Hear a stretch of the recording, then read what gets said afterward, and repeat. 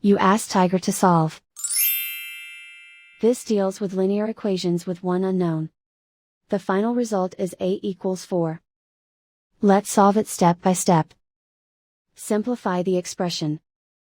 Simplify the arithmetic. Group all constants on the right side of the equation. Subtract 2 from both sides. Simplify the arithmetic.